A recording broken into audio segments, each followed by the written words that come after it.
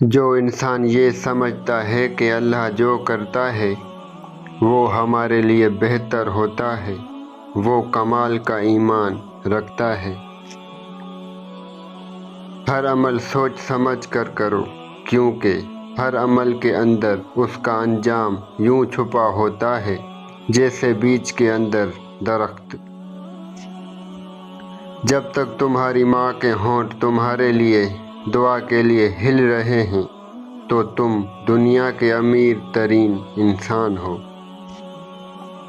اگر کوئی تم سے پوچھے بتاؤ زندگی کیا ہے، تو تم ہتھیلی پر ذرا سی خاک رکھنا اور اسے اڑا دینا۔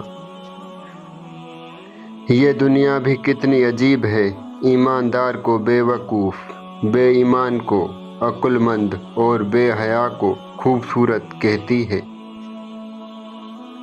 پوری کائنات میں کوئی کسی کا انتظار نہیں کرتا جتنا اللہ اپنے بندے کی توبہ کا انتظار کرتا ہے۔ زندگی کی اصل خوبصورتی یہ نہیں کہ تم کتنے خوش ہو، بلکہ زندگی کی اصل خوبصورتی تو یہ ہے کہ دوسرے آپ سے کتنے خوش ہیں۔ جب تم بغیر کسی وجہ سے خوشی محسوس کرو تو یقین کر لو کہ کوئی نہ کوئی کہیں نہ کہیں آپ کے لیے دعا کر رہا ہے۔ صدقہ دعاؤں کے قبول ہونے اور مشکلوں سے نکالنے کا ذریعہ ہے۔ صدقہ برائی کے 70 دروازے بند کرتا ہے۔ انسان کی انسانیت اس وقت ختم ہو جاتی ہے جب وہ دوسروں کے دکھوں کا مذاق اڑانا شروع کر دیتے ہیں۔